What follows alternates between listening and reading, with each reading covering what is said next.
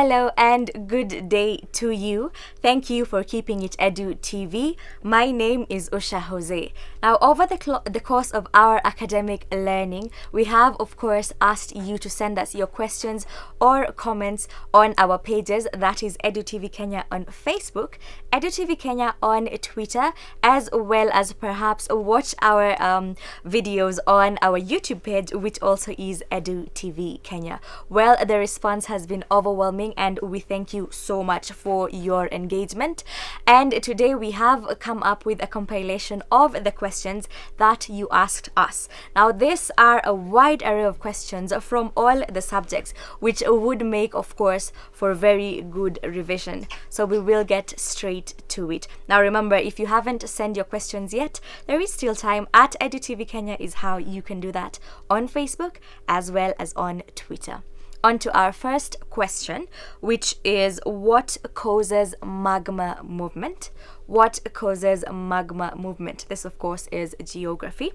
And the answer is heated rocks, which are called molten rocks or magma, move under pressure through the cracks and are ejected out as lava.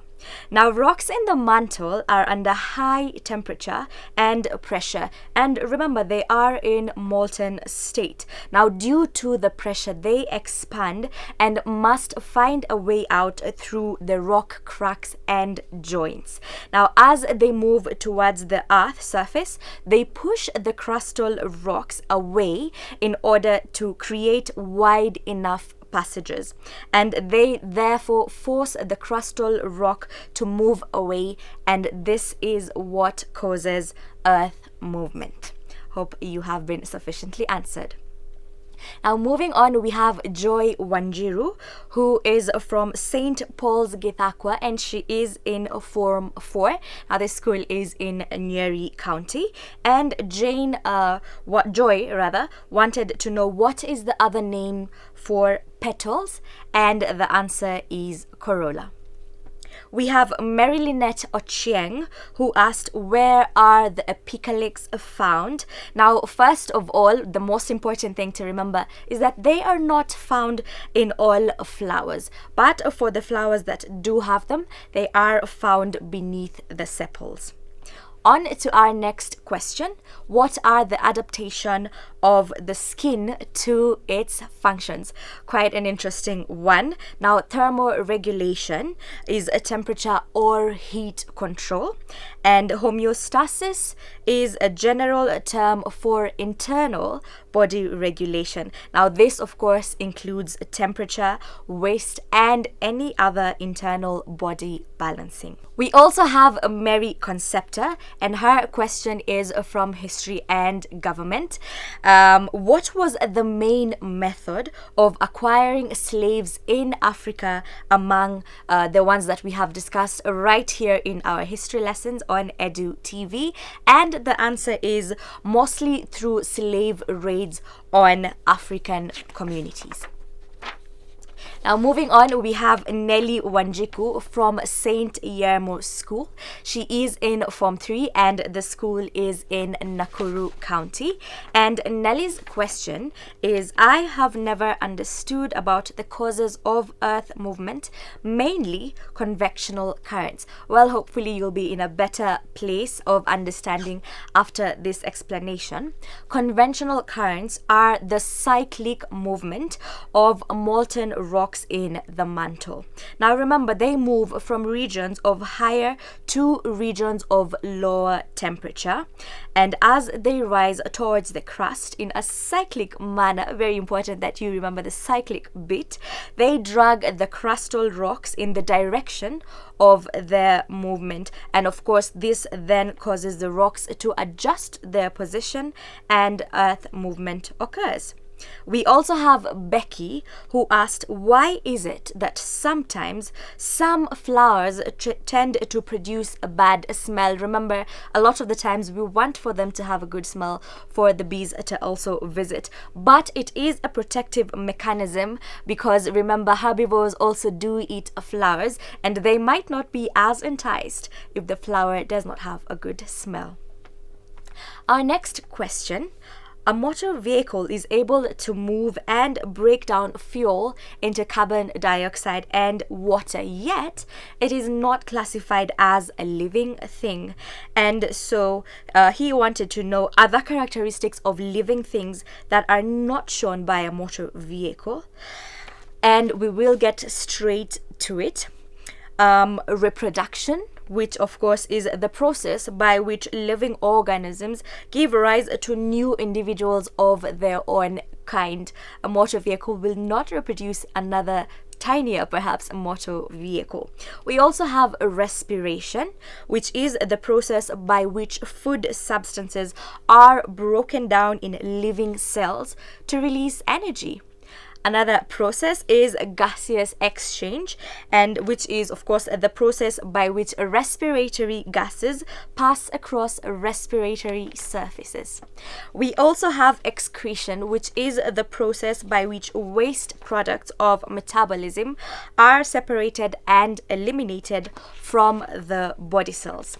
We also have irritability, which of course is the ability of living things to detect and respond to changes in their surroundings appropriately. We have growth, which is irreversible increase in size and mass of a living organism. Now remember, a car can never grow bigger or perhaps go to the gym and become smaller or lose size. So this is also one of the processes. Then we also have nutrition, the process by which living organisms acquire and assimilate nutrients in their body cells. So I hope that you now understand a little bit better why a motor vehicle cannot be classified as a living organism. All right, now back to our question on how slaves were acquired, because we only touched on one before, and we see that this question has been repeated.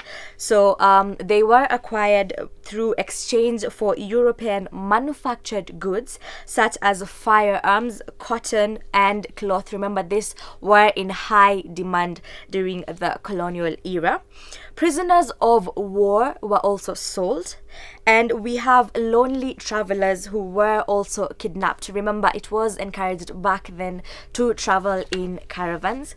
We also have some African leaders who sold criminals in their communities. For instance, murderers and thieves might face this punishment. We also have enticement with gifts, and finally debtors were actually sold as a way of recovering the money. Now moving on to Babe Cargo, who asks, what is genetic engineering? Well, genetic engineering deals with identification of desirable gene, which is altering, isolating, and transferring this desirable gene from one living organism to another. Now through it, there has been production of useful life-saving substances.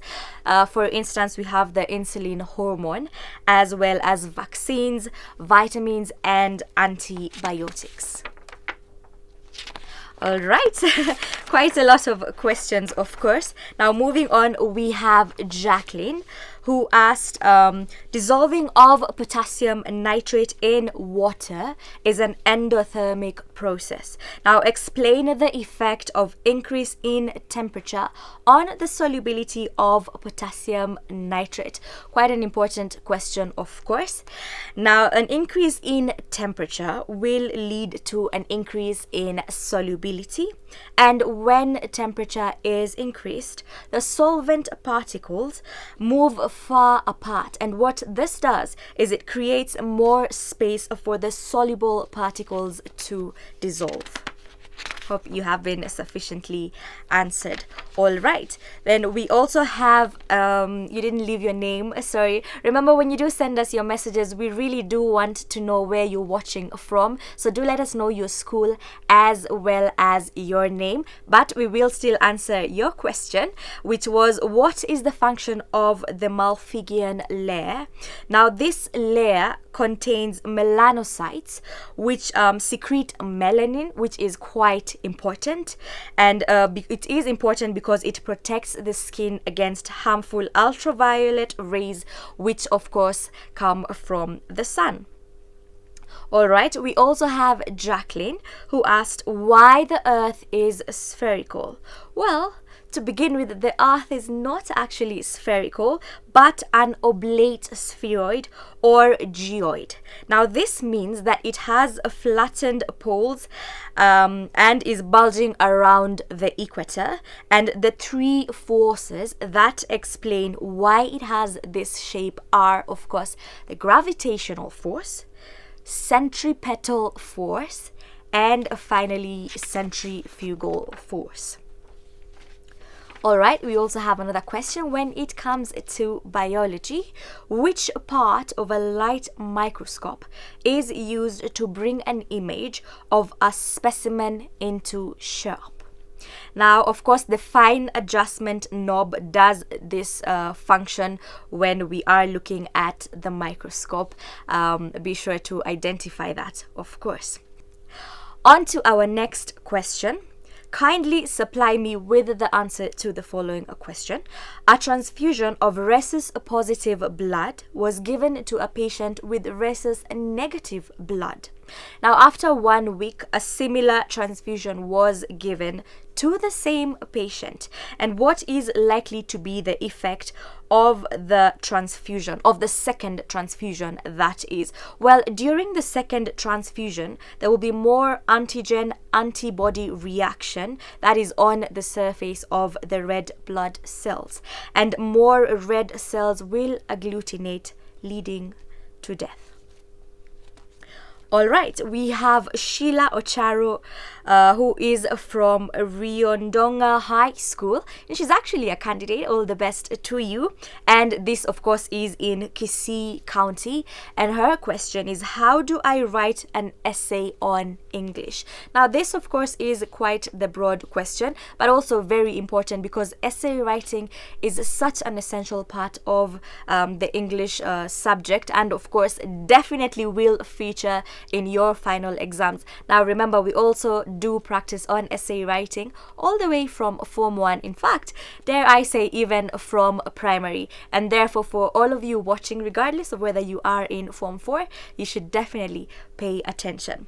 Now, the first paragraph should be an introduction where you simply lay the foundation of your argument in the body of the essay.